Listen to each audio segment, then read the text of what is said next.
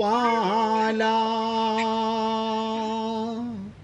भजो गिरिधर गोविंद गोपाला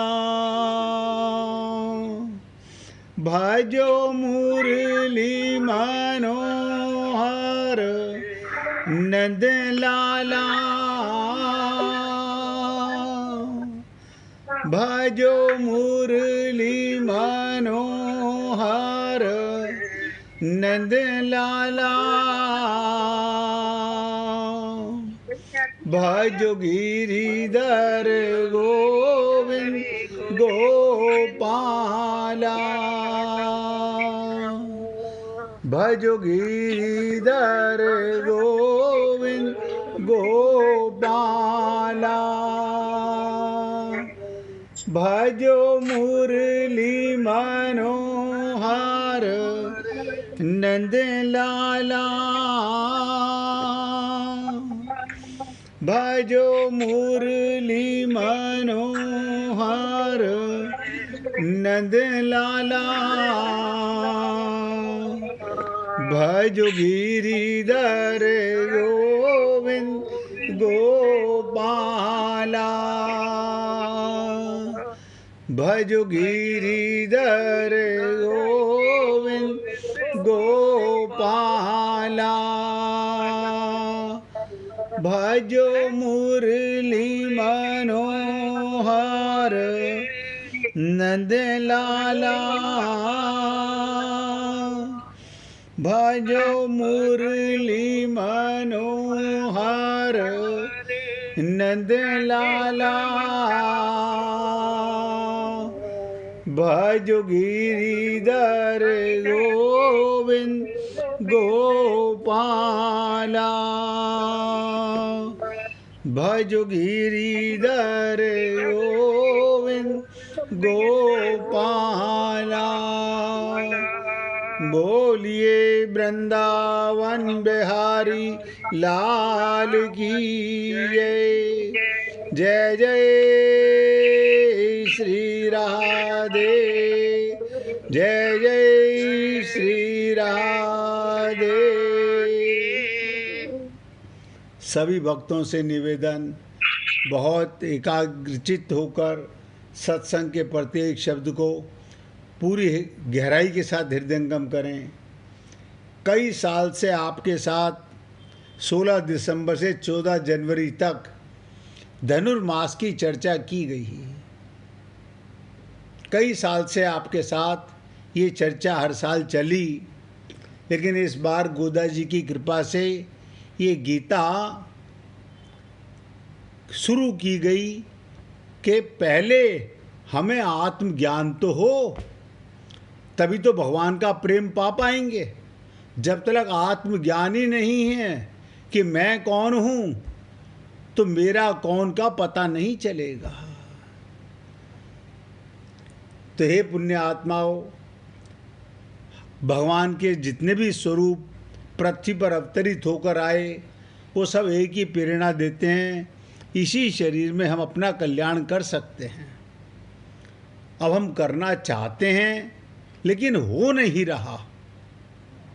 सब करना चाहते हैं, सब भगवान को पाना चाहते हैं, लेकिन संसार से ऐसा राग, ऐसा मूर्खपना छा चुका हमारी बुद्धि पर कि अज्ञानता मिटने का नाम नहीं लेती है। पता नहीं ऐसे कौन से हमारे पूर्व जन्मों के कर्म हैं कि हम चाह कर के भी आगे नहीं बढ़ पा रहे। पाना चाहते हैं लेकिन कहीं ना कहीं भटक जाते हैं। कल एक प्रश्न गीता के दूसरे अध्याय के 22वें श्लोक में आया, अनादि काल से जो जन्म मरण चला आ रहा है, आप सब जानते हो, अनादि काल से हम आते हैं चले जाते हैं, आते हैं चले जाते हैं, हर बार फेल होके जाते हैं। अब तो फेल होने में भी हमने डिग्रियां हासिल कर ली हैं। अगर कोई पूछे कि आप कितनी बार फेल हुए। हम सब, ध्यान से सुनो, हम सब के सब अनादिकाल से फेल ही तो हो रहे हैं। पास हो जाते तो आत्मज्ञान हो जाता। हम सब एक ही कैटेगरी के अंदर आते हैं। इसलिए कोई किसी को छोटा बड़ा समझ ही नहीं पाता। ये जो जन्म मरण का चक्कर चला आ रहा है, उसमें कारण है क्या? कल भी हमने आपसे चर्चा की थी।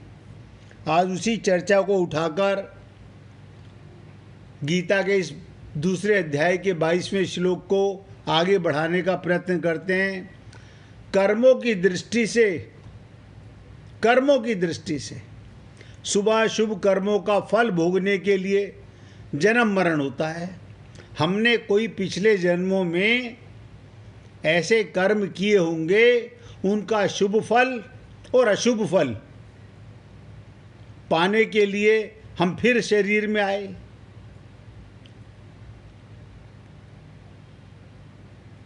ज्ञान की दृष्टि से अज्ञान के कारण, अज्ञान माने हमें कभी भी अब तक आत्मज्ञान नहीं हो सका, जन्म मरण हो रहा है। आत्मज्ञान नहीं हो सका, इसलिए जन्म मरण हो रहा है। और भक्ति की दृष्टि से ध्यान दे दो, तीनों बात बता रहा हूं। कर्म के कारण, ज्ञान के कारण, भक्ति के कारण, भगवान से विमुखता के कारण जन्म मरण होता है। यानी हम भगवान के कभी सन्मुख हुए ही नहीं। हाँ, मूर्ति के सन्मुख तो आप सारा दिन होते हो, मूर्ति के तो सन्मुख सदा होते हो, लेकिन परमात्मा के सन्मुख कभी नहीं हुए। और रामचरितमानस में बड़ी सरल तरीके से कहा गया कि सन्मुख होए जीव मोहि जव हई। बस आप सोचो, हम आज तक भगवान के, अरे बाबा, गुरु के सन्मुख नहीं हो सके। हम आज तक गुरु के सन्मुख नहीं हो सके, फिर हम किसके मुख हैं? आप देखो, कहीं तो हमारा ध्यान रहता है ना। वो क्या है? मनमुख। नोट कर लो, भगवान के सन्मुख नहीं, गुरु के सन्मुख नहीं, तो हम किसके मन? अपने मन के मुख की तरफ देखते रहते हैं। मन मेरा क्या चाहता है, मन मेरा क्या कर रहा है, मन ने, और उनसे संबंध जो पहले थे नहीं, बाद में रहेंगे नहीं। कई साल तक मैं गोदा जी की कृपा का रस वितरण करते रहे कि किसी प्रकार हमारे मन में लक्ष्मी स्वरूपा श्री गोदा जी का अवतार किस लिए हुआ? भगवत प्राप्ति के लिए, प्रेम के लिए। हम समझ ही नहीं सके। हमने हर साल धनुर्मास किया, 1 मास तक चर्चा खूब की, लेकिन नतीजा ठन ठन गोपाल, वही ढाक के 3 पात।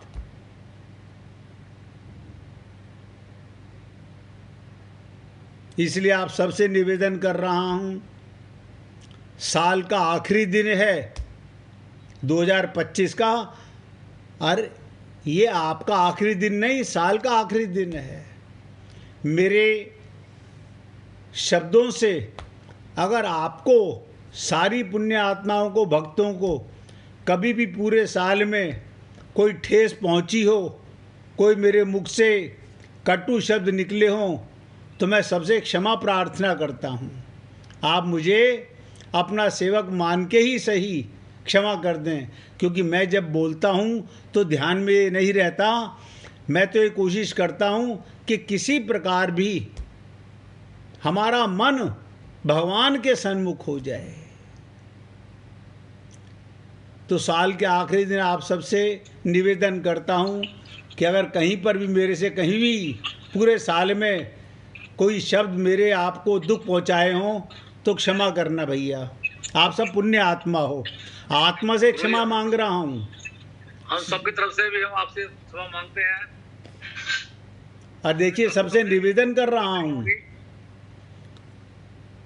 अगर आपने आज भी ये 2 श्लोक जो चर्चा करने जा रहा हूँ, अगर एक एक शब्द को हृदयंगम कर लिया तो भी आपको शायद ये इस साल की आखिरी दिन भी कमाई हो जाए। तो कर्म की दृष्टि से हम बार बार संसार में आते हैं। क्यों? हमें कर्म योग नहीं आता, हमें कर्म योग नहीं आता। कर्म तो सब करते हैं, राक्षस भी कर्म करते हैं, पापी भी कर्म करता है, धर्मात्मा भी कर्म करता है, सब पूजा पाठ और अपनी तरफ से सब नौटंकियां सब करते हैं, लेकिन कर्म योग नहीं करते। योग माने भगवान के निमित्त कर्म नहीं करते। और मैंने कहा, जो कर्म करो भगवान के निमित्त कर्म करो, सत्कर्म होगा।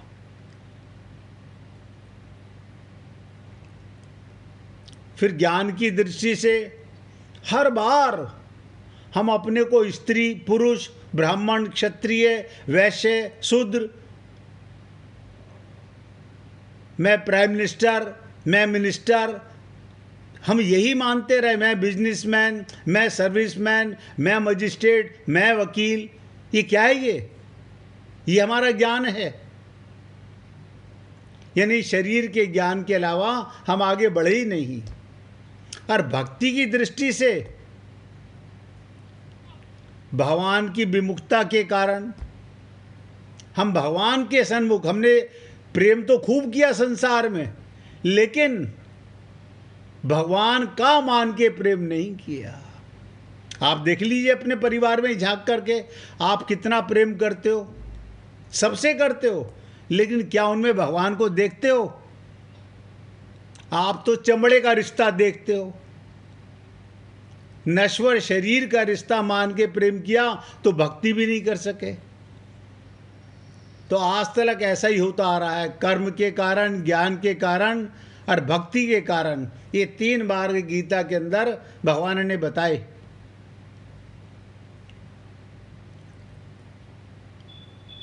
तो कहने का तात्पर्य, हमने अपनी स्वतंत्रता का दुरुपयोग किया।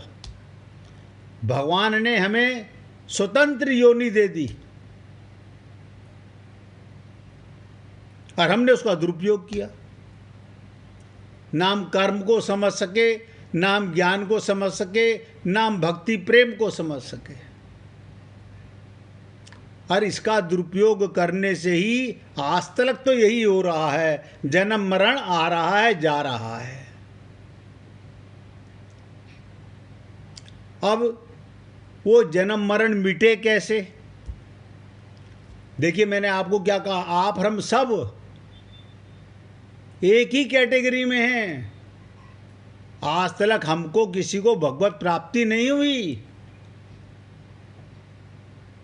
लेकिन क्या आप और हम सब जन्म मरण के चक्कर से निकलना चाहते हैं? तो कर्म योग, ज्ञान योग, भक्ति योग को समझ लो।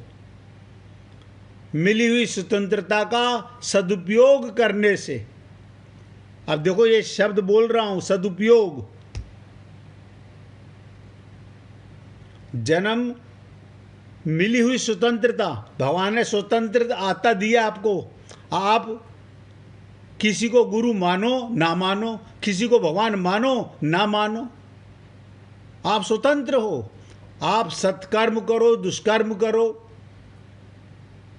अज्ञान में डूबे रहो, दिखावे का प्रेम करते रहो, ये सब आज तक तो चल रहा है।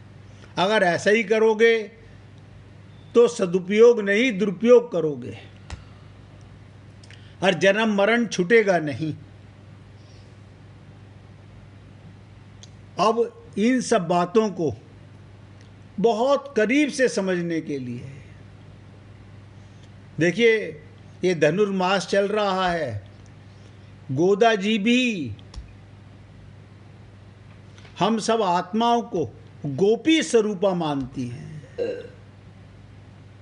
क्योंकि आत्मा ही भगवान से प्रेम कर सकता है, आत्मा ही भगवान से प्रेम कर सकता है। और आत्मज्ञान के बिना, मैंने कई बार आपसे निवेदन किया, आत्मज्ञान बिना नर भटके, क्या मथुरा क्या काशी रे। आप किसी तीर्थों में भटकते रहो, जैसे जानवर भटक रहे हैं ऐसे हम भटक रहे हैं, नतीजा कुछ नहीं निकलता। एक मंदिर और ऐड हो जाता है, हम वहाँ भी हो जाए, हम वहाँ भी हो जाए। ये तो अनंत जन्मों में न जाने आप कहाँ कहाँ हो जाए, आप मक्का मदीना भी हो जाए। ऐसा कोई तीर्थ है पूरे विश्व में जहाँ आप नहीं गए?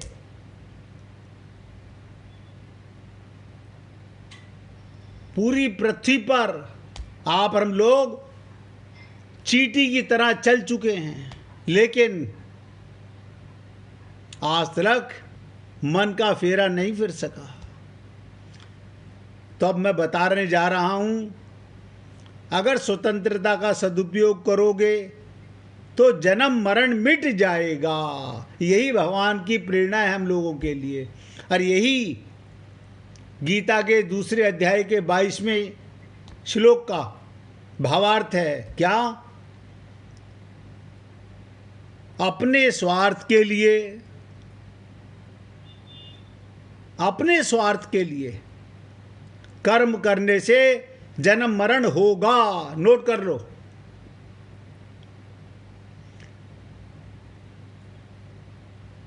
स्वार्थ बड़ा इंपॉर्टेंट शब्द है। कोई भक्त बता सकता है, मैंने कम से कम 50 बार ये स्वार्थ शब्द के ऊपर बोला है। स्वार्थी वो भी है। हाँ बताइए। आपने बोला है धन्य वही जो अपना स्वार्थ पहचाने। हाँ, हमारा स्वार्थ ये है कि भगवान की भगवत प्राप्ति, वहाँ तो हम जा नहीं रहे और दूसरे स्वार्थों में घुसे हुए हैं हम लोग। बहुत सुंदर। अब और ध्यान से सुनिएगा।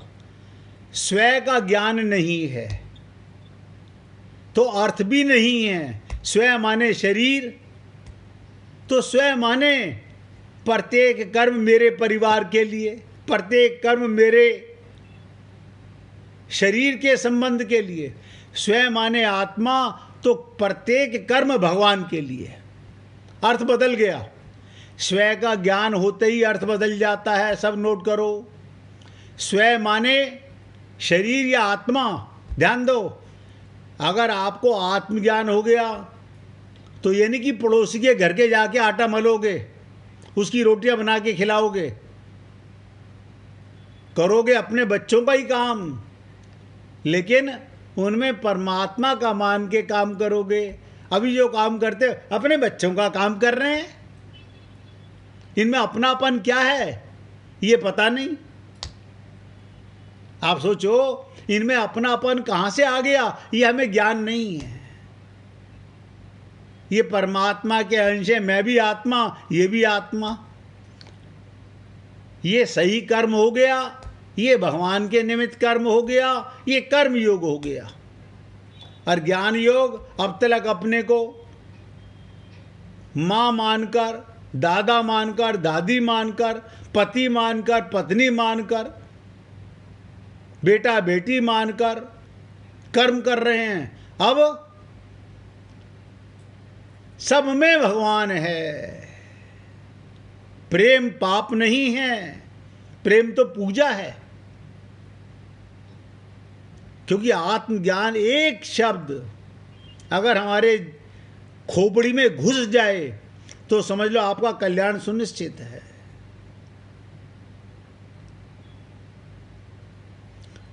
तो स्वार्थ का मतलब, स्वार्थ का त्याग, अंधा बाटे रेवड़ी फिर अपने को दे, ये स्वार्थ है। दूसरों के हित के लिए कर्म करने से जन्म मरण मिट जाएगा। अपनी गलत जानकारी का आदर करते हो, अपनी सही जानकारी का हम आदर नहीं करते। अपनी माने आत्मा की जानकारी नहीं है। सब नोट करो, आत्मा की जानकारी नहीं है हमें, इसका अनादर कर रहे हैं हम लोग, और बार बार जन्म मरण हो रहा है। तो हे पुण्य आत्माओं, अब अपनी जानकारी का आदर करने से जन्म मरण मिट जाएगा। भगवान से विमुख होने से जन्म मरण हुआ है। अब आपकी इच्छा है, ये भी मैं आपको बता दूं, मेरे कहने से कोई ये ना समझे कि मैं कंपेल कर रहा हूं, मैं तो आपको बता रहा हूं। जेल खाने में आने का शौक है तो खूब आइए, और जेल खाने से निकलने का परमानेंट आनंद, वन में जाने का आनंद के साथ, आनंद सिंधु के साथ प्रेम में गोते लगाने का मन है, उन भक्तों के साथ प्रेम करना चाहते हो जो भगवान के प्रेमी हैं, तो आप गोपी स्वरूपा बन के, संत स्वरूपा बन करके भगवान के लोक में जाओगे। वहां दिव्य शरीर मिलेगा, यहां मरने वाला शरीर मिलता है। और यहाँ तो अनंत जन्म हो चुके, चींटी से लेके ब्रह्मा तक आप और हम लोग बहुत बार बन चुके।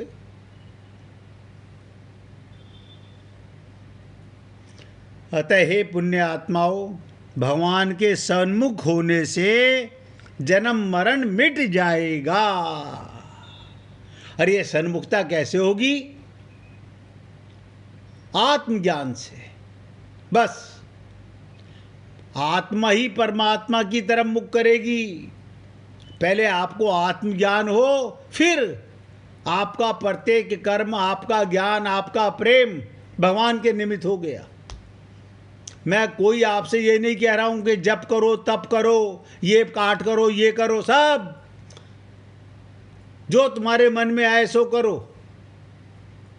ये नौटंकियां करते करते तो अनंत जन्म हो गए, अनंत जन्म हो गए। अब कल के श्लोक पर और थोड़ी सी चर्चा करूंगा, उससे पहले आपको बता दूं, यही बात रामसुखदास जी महाराज क्या बताते हैं कि साधन जितने बताए जाते हैं उन साधनों में भक्ति सर्वश्रेष्ठ है। हमने भी कई बार आपसे कहा है, प्रेम जगत में सार, और कोई सार नहीं। और उसमें बात क्या है? साधन भी भक्ति है और साध्य भी भक्ति है। प्रेम से प्रेमी मिलता है, नोट करो, प्रेम करने से प्रेमी मिलता है। गीता में दो निष्ठा बताई हैं, सांख्य योग की और कर्म योग की निष्ठा बताई, भक्ति योग की निष्ठा नहीं बताई। तो भक्त भगवाननिष्ठ होते हैं। भक्ति तो दो तरह की है, साधन भक्ति और साध्य भक्ति। जैसे आप लोग सत्संग सुनते हुए श्रवण भक्ति करते हो, जब हम आपसे 20-25 मिनट के बाद कीर्तन कराते हैं तो कीर्तन भक्ति होती है। उसके बाद में आप अगर चिंतन करें, मनन करें तो निधिध्यासन भक्ति होगी।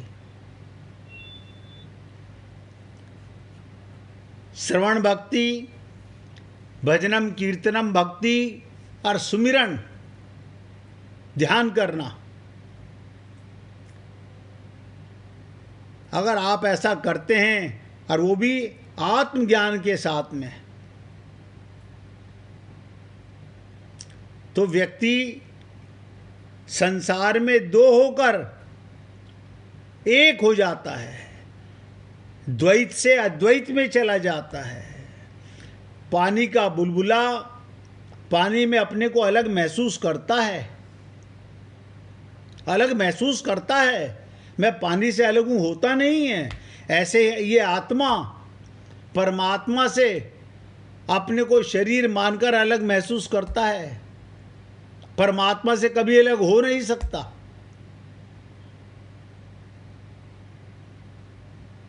इसलिए सब में भगवान को देखकर, अब आप सोचो राधा रानी में और जीवों में क्या अंतर है। ध्यान दो, आत्मज्ञान में और शरीर में क्या अंतर है। अगर मैं कहता हूं राधा जी, तो हम ये देखने लगते हैं कि राधा रानी, अरे बाबा तुम ही राधा रानी के अंश हो, तुम आत्मा हो। ध्यान से सुनो, श्री जी यानी आत्मज्ञान भगवान की ओर खींच जाता है, आकृष्ट हो जाता है। जैसे लोहे के ऊपर जंग हट जाए तो चुंबक की तरफ खींच जाता है। चुंबक नहीं खींचती, शुद्ध लोहा चुंबक की तरफ भागता है। ऐसे ही आत्मज्ञान होते ही परमात्मा की तरफ दौड़ जाओगे, रुकोगे नहीं।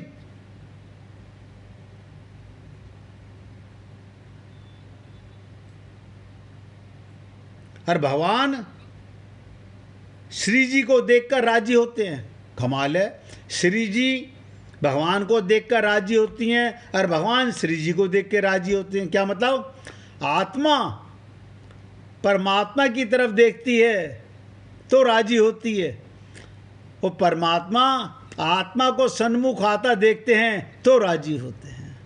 यही मैंने आपसे कहा सन्मुखता की बात को। और जीव ने प्रकृति को, माया को, संसार को, परिवार को, समाज को, शरीर को अपना माना हुआ है। बस यही हमारी अज्ञानता है। हम हैं आत्मा, एक अज्ञान शरीर मान करके। देखो, शरीर में रहना पाप नहीं, शरीर का सदुपयोग करना पाप नहीं। प्रेम किससे करोगे? आत्मज्ञान से शरीर ही माध्यम बनेगा प्रेम का। लेकिन आत्मज्ञान ना होने से यही प्रेम दुष्कर्म कहलाता है, आत्मज्ञान होने से यही प्रेम सत्कर्म कहलाता है।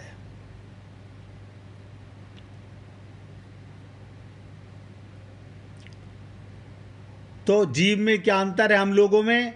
हम अपने को भगवान से अलग मानते हैं, हमें मंदिर जाना पड़ता है, प्रत्येक कर्म भगवान के निमित्त नहीं कर पाते, हमें अलग से जाके भगवान को अप्रोच करनी पड़ती है, प्रार्थना करनी पड़ती है। किस लिए? कि शायद भगवान रीझ जाएं। ना ना ना ना, आज तक नहीं रीझे, आगे भी नहीं रीझेंगे। गोदा जी भी एक मास तक यही समझाती हैं कि तुम्हारी नकली मैं मिट जाए, असली मैं जाग जाए, तुम्हारा शरीर का ज्ञान मिट जाए और आत्मा का ज्ञान हो जाए। तो राधा रानी यानी आत्मा भगवान की ओर आकृष्ट हो रही हैं और जीव ने अपने को शरीर माना, संसार की ओर आकृष्ट हो रहा है, तो फंस गया। अब आप सोचिएगा, आप और हम लोग अनादि काल से ऐसे ही फंसे हुए हैं। अपना कल्याण तो चाहते हैं,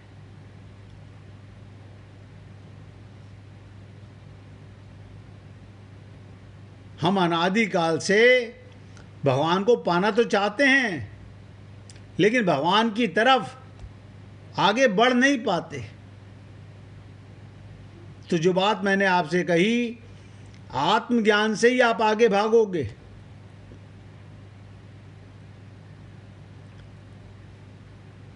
इसलिए आपने देखा होगा, पत्नी का गोत्र पति के गोत्र में विलीन हो जाता है, उसी की जाति की हो जाती है। ऐसे ही अपना नाम ना हो, गोत्र भी ना हो, रूप भी ना हो, आत्मनिवेदन भक्ति हो जाती है। उसमें भेद नहीं रहता, अभेद हो जाता है। पति पत्नी दोनों मिलकर गृहस्थ होता है, पति पत्नी का आधा भाग, पत्नी पति का आधा भाग, दोनों मिलकर एक हो जाते हैं। ऐसे भगवान हैं, आधे रूप से और श्री जी हो गए और आधे रूप से स्वयं दो भाग हुए। तो उन्होंने ये भगवत स्वरूप बन गए। तो संसार में मनुष्य शरीर में गुरु की कृपा से, आत्मज्ञान से ये जीव अपनी भूल को सुधार कर भगवान के साथ एक हो जाता है।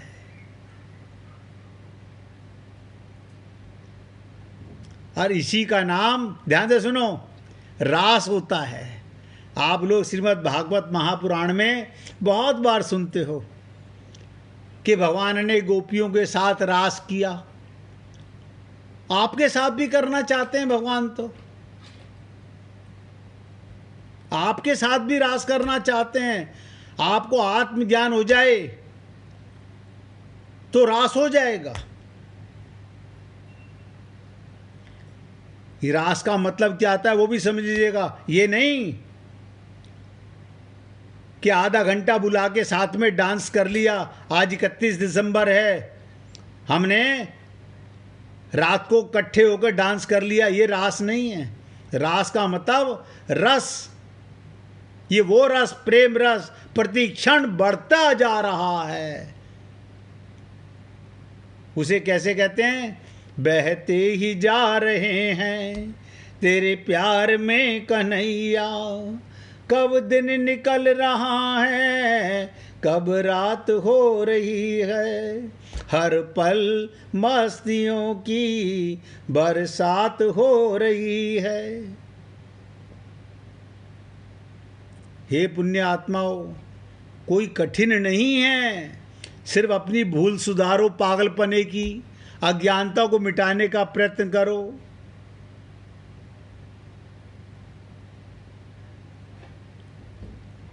भगवत प्राप्ति कभी कठिन नहीं थी। 1 मिनट भगवान का कीर्तन करके फिर आगे बढ़ेंगे। श्री गोदारंग